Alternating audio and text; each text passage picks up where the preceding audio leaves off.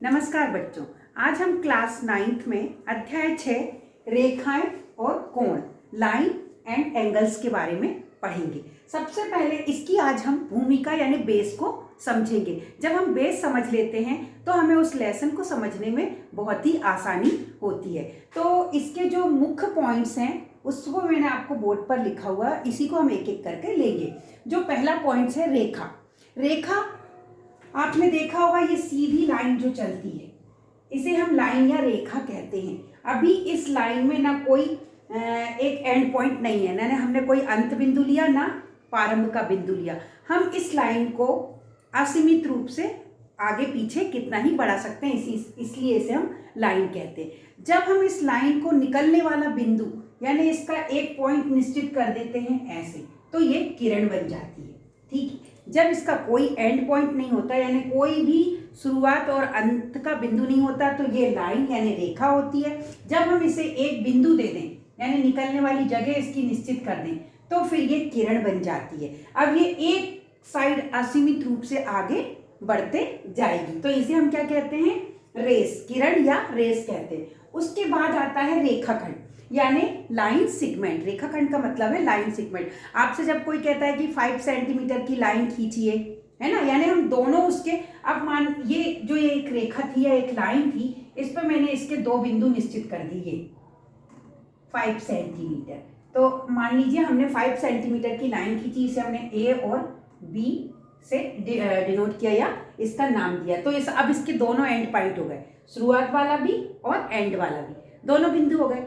तो जब इस प्रकार की लाइन में हम दो एंड, शुरुआत का बिंदु और आखिरी का बिंदु ले लेते हैं तो वो रेखाखंड यानी लाइन सेगमेंट बन जाता है। तो हमने देखा पहले रेखा, किरण, रेखाखंड यानी लाइन, रेस और लाइन सेगमेंट के बारे में देखा। अब हम देखेंगे संरेख बिंदु और असंरेख बिंदु। इंग्लिश में संरेख बिंदु को बोलते हैं कोलिनियर पॉइंट्स, यानी जो एक ही रेखा में पॉइंट्स होते हैं उन्हें हम कोलिनियर पॉइंट्स या संरेख बिंदु कहते हैं। रेखा बनाने के लिए कोलिनियर पॉइंट होना चाहिए। ये देखिए ऐसे, ये जब ये कोलिनियर यानी संरेख बिंदु होंगे, कोलिनियर पॉइंट्स होंगे तो ही रेखा, लाइन या लाइन सेगमेंट का, रेखाखंड का निर्माण होगा।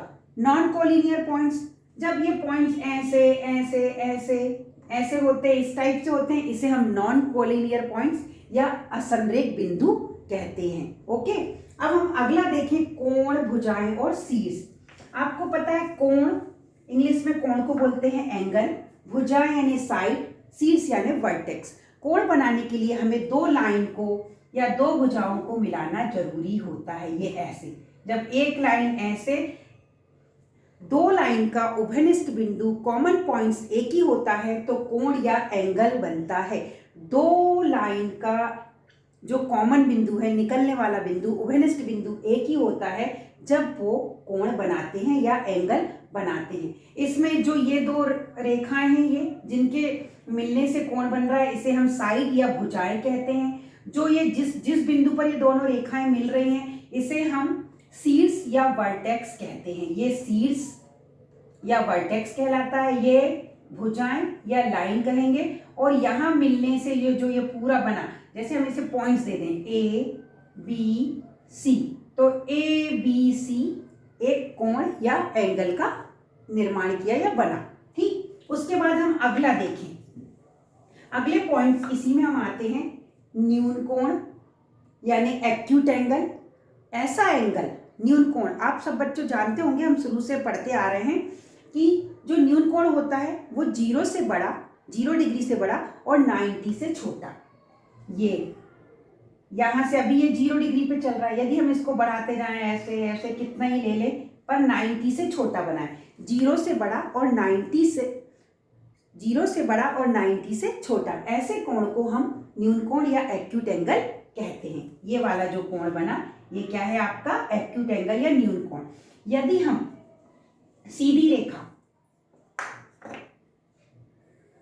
ये कोण बनाते हैं, ये 90 अंश का कोण, ठीक है ना। जो सीधी रेखा के द्वारा जो कोण बनता है, लंब के द्वारा जो कोण बनता है वो 90 डिग्री का कोण होता है। यानी 90 अंश के कोण को हम समकोण या राइट एंगल कहते हैं। 90 अंश के कोण को हम समकोण या राइट एंगल कहते हैं। उसके बाद हम आगे आते हैं अधिक कोण या ऑब्ट्यूस एंगल।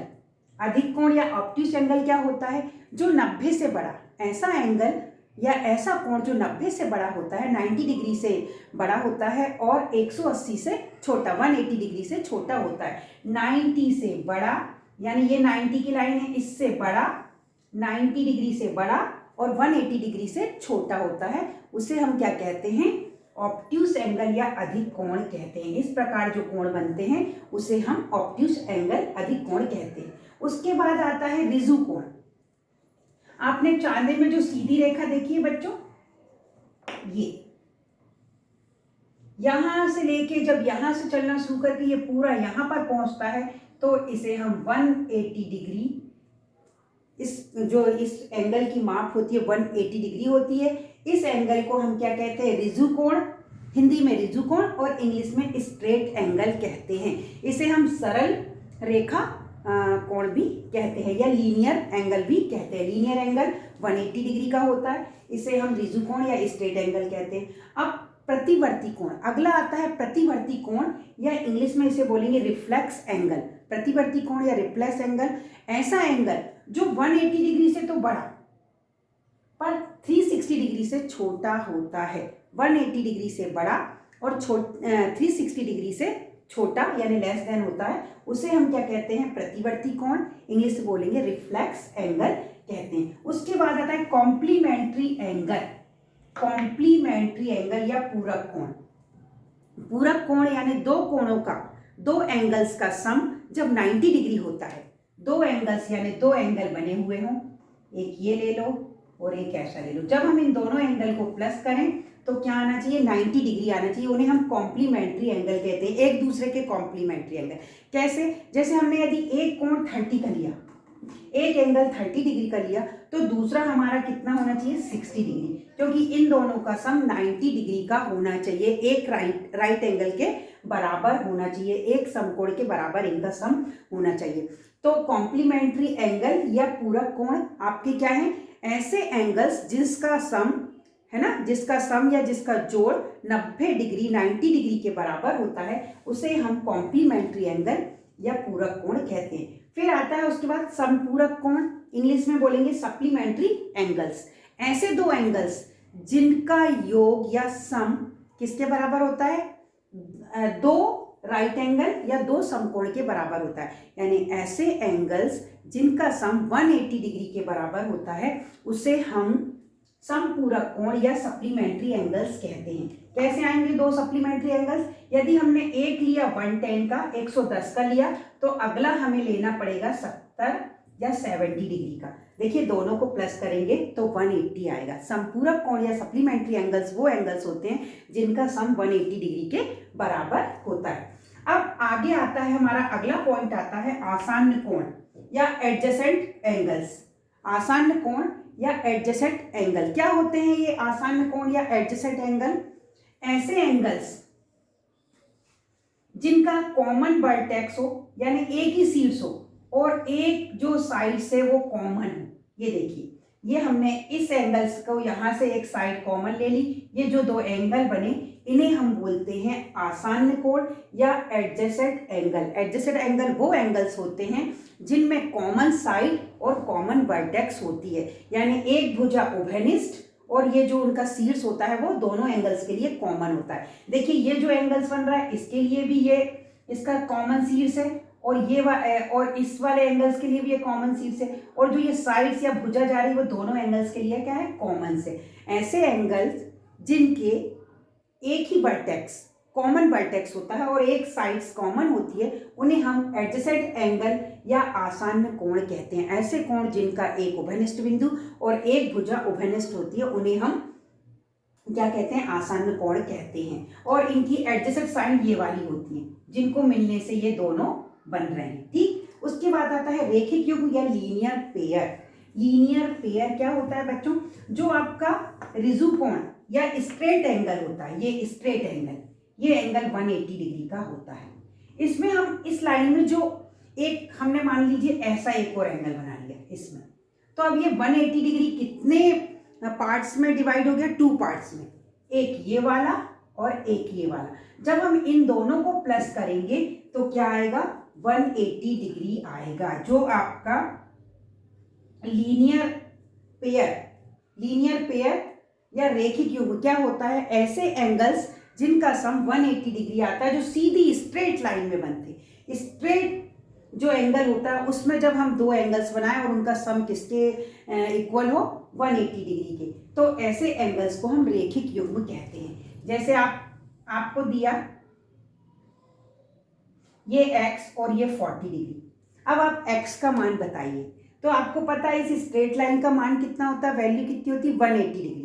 अब एक यहाँ से तो 40 डिग्री का दिया है, तो x का मान क्या होगा, हम 180 को 40 में से माइनस कर लेंगे, तो आपका क्या आ जाएगा, ये आपका रैखिक युग्म आ जाएगा, ये x की वैल्यू हो जाएगी। जब इन दोनों को प्लस करेंगे तो 180 डिग्री के बराबर होगा। ठीक है, अब अगला जो हमारा पॉइंट्स आता है वो आता है क्या, शीर्षाभिमुख कोण। शीर्ष यानी जिनकी वर्टेक्स क्या हो, अपोजिट हो, उसे इंग्लिश में बोलते हैं vertically opposite angle. Vertically opposite angle, शीर्षाभिमुख कोण यानी वर्टिकली अपोजिट एंगल। जब दो रे एक दूसरे को इंटरसेक्ट करती हैं, दो लाइनें एक दूसरे को प्रतिच्छेद करती हैं, तब जो एंगल्स बनते हैं, जैसे ये एंगल्स बना और इसके अपोजिट ये वाला, ये दोनों शीर्षाभिमुख कोण या वर्टिकली अपोजिट एंगल्स कहलाते हैं। वर्टिकली अपोजिट एंगल की ये विशेषता होती है ये कि उसके जो वर्टिकली अपोजिट एंगल होते हैं वो आपस में बराबर होते हैं। यदि ये शीर्षाभिमुख कोण है ना, हिंदी में शीर्षाभिमुख कोण, इंग्लिश में वर्टिकली अपोजिट एंगल।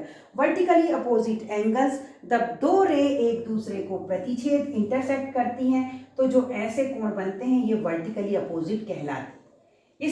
इसका वर्टिकली अपोजिट ये वाला है, यदि ये 40 डिग्री का है तो ये भी 40 का होगा। ठीक है, मान लो यहाँ पर कहीं 50 है तो ये भी 50 का होगा।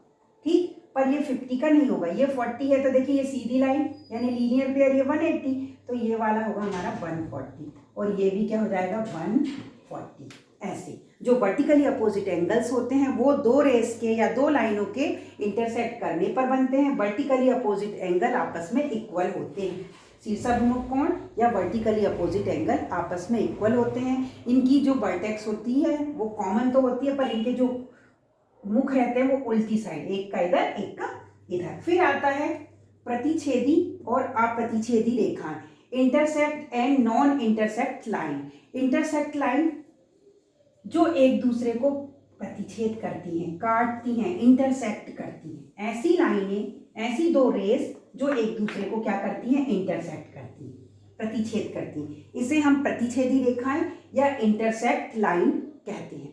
और अप्रतिच्छेदी रेखाएं यानी नॉन इंटरसेक्ट लाइन क्या होती हैं, वे रेखाएं जो एक दूसरे को कभी भी प्रतिच्छेद नहीं करती। इस प्रकार की लाइनों को हम क्या कहते हैं, अप्रतिच्छेदी रेखाएं या नॉन इंटरसेक्ट लाइन। ये वाली लाइन हमारी पैरेलल लाइन कहलाती है। इस प्रकार की जो लाइनें जो एक दूसरे को आगे बढ़ाने पर कभी भी इंटरसेक्ट नहीं करती, कभी भी प्रतिच्छेद नहीं करती, ऐसी रेखाओं को हम क्या कहते हैं, पैरेलल लाइन या समांतर रेखाएं कहते हैं। वे लाइनें जो एक दूसरे को कभी भी प्रतिच्छेद नहीं करती हैं उन्हें हम पैरेलल लाइन कहते हैं। बच्चों, आज हमने लेसन 6 की जो हमारा लेसन 6 क्या है, रेखाएं और कोण, लाइन और एंगल्स, इसका हमने बेस पढ़ा। अब हम अगली वीडियो में इसके आगे के क्वेश्चन पढ़ेंगे। धन्यवाद बच्चों।